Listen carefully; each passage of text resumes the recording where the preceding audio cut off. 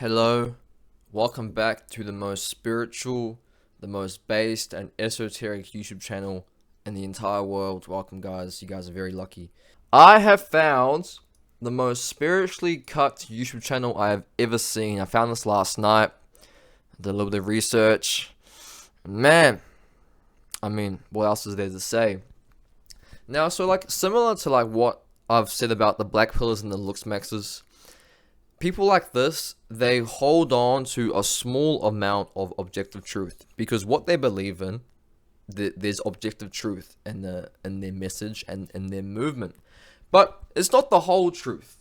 Now, obviously, you're gonna see that these guys are 100% atheistic, nihilistic, pessimistic people, and a lot of these guys are probably traumatized and they haven't figured out how to live a joyful and fulfilling life yet. They need to watch some of my videos. They need some life maxing. But they need God. They sincerely need God. And I think that this kind of thing is just a projection that they just haven't figured it out yet. That they haven't been able to to live with joy yet. Imagine having that mindset where you wake up in the morning, you just think again, I've got to do this again. I got to do this life. Oh. Stop having kids, normalizing anti-natalism, child freedom, and helping already existing life. At one point, I was like, I want to create a fucking awesome life and create life. And whenever I realized that it wasn't for a selfish reason, then I was like, let's fucking do it. Where's the fail? How do these comments not see the beauty and the amazement of human life, bro? What? Wait, what? This comment here says, every reason that people want children is selfish. Also, the thought of dating, entering relationships, and getting married is selfish. I am authentically single, unmarried, and child-free without a single regret. Sounds like you just have issues.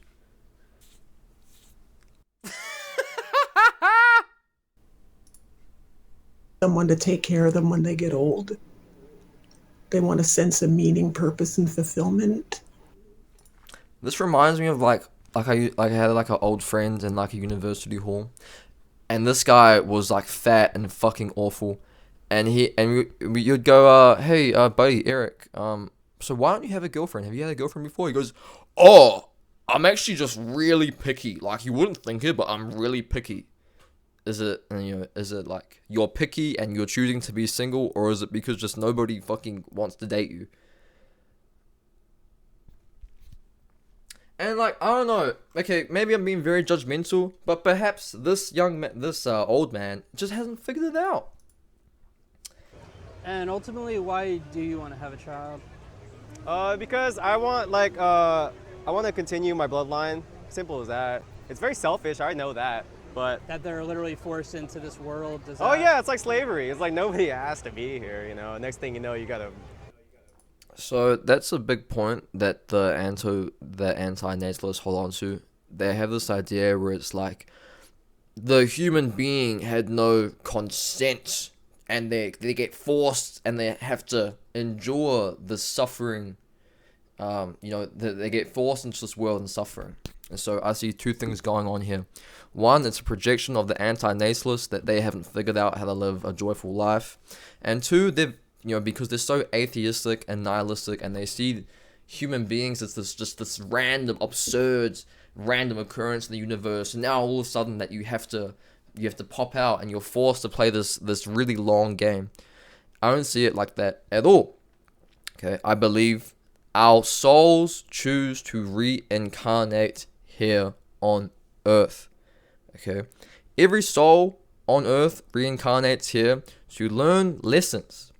And so, even if the anti-natalist decides, okay, I'm not going to have a kid, then the soul will just go somewhere else to learn the same lessons. I'll never understand why people can be so hateful toward people who want to prevent suffering. And this is the thing. They just hold on to the view that life is this horrible thing. And they haven't found the beauty in life. One of the things that actually makes life beautiful actually is the contrast with the suffering and then the beauty. You understand? If things were beautiful and amazing and happy and gorgeous all the time, then it wouldn't feel good. But with the contrast of the bad time, it makes it feel good.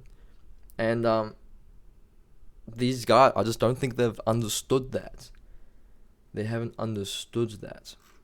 On a positive note, at least like the retards who have taken on this ideology, at least they're not gonna pass on their continued retardedness, at least. But the population is literally falling, man. Okay, I've had enough of watching this channel. So, and I wanted to ask ChatGPT, what's the psychological reasons that somebody would become an anti-natalist? It's definitely, and like they definitely have some sort of trauma and some sort of mental illness. Now, there's like an intense pessimism going on there, coupled with sheer atheism. My intense pessimism coupled with my sheer intense atheism makes me a feared retard in any realm of Reddit. You guys get the reference? Okay.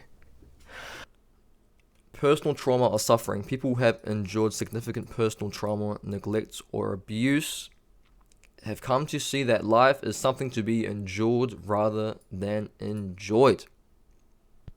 They need God. This can be a result. It would be unethical to bring a child into the world where such suffering is possible. The thing about suffering, pain, and pleasure, it is all relative in the mind, okay? It doesn't matter how good looking you are, how rich you are. The human experience, like the human conscious experience, it's all pretty similar. So like pain and pleasure, it's all relative in the mind, okay? Like you can be an African in your tribe with fucking nothing, and somebody gives you an orange or an apple, and that's like the best day of your life. That's like the best candy in the world. Or you could live in a Western civilization, have amazing technology around you, and you play computer games all day, and you feel like absolute shit. Pain and pleasure in the mind, it's a relative concept.